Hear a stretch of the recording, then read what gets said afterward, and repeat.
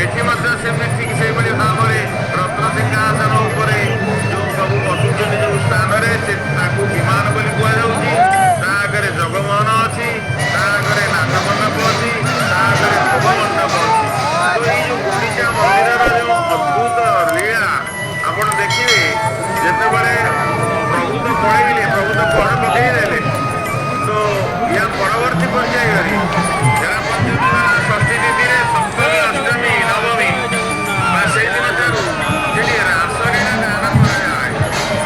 ଭାଗବତର ପୁରାଣ ପାଠକମାନେ, ପୁରାଣ ପଣ୍ଡାମାନେ ସେଠି ସୁଦର୍ଶନ ମହାରାଜକୁ ବିଜୟ କରି ତାଙ୍କର ଚତୁଃପାର୍ଶ୍ୱରେ ସବୁ ଗୋପୀମାନଙ୍କୁ ରଖି ସେଇ ଜାଗାରେ ପୁରାଣ ପଣ୍ଡା ଭଗବାନଙ୍କର ରାସଲୀଳାକୁ ଶ୍ରୀମଦ ଭାଗବତରୁ, ଓଡ଼ିଆ ଭାଗବତରୁ, ଜଗନ୍ନାଥଙ୍କ ଭାଗବତରୁ ବଡ଼ ସୁନ୍ଦର ଭାବରେ ପଢ଼ନ୍ତି ଏବଂ ବଡ଼ ରସିକ ନାଗର।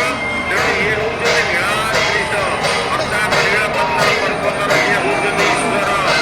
ମହାସମୁଦ୍ର ଗୋଟେ ସମୁଦ୍ରରେ ବୁଲିଲେ ଯେତିକି ସୁଖ ମିଳିବ, ଇଏ ଗୋଟେ ଏତେ ସୁଖ ଅଛି, ସମୁଦ୍ର ମଧ୍ୟ ସେଠି ଆଳ ଲାଗିବ।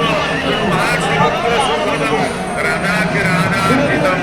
ଯେତେ ରାଧା ଏ ପୃଥିବୀରେ ଅଛନ୍ତି ସବୁ ରାଧାଙ୍କ ଭିତରେ ହେଉଛନ୍ତି ଶ୍ରେଷ୍ଠ। ତେଣୁ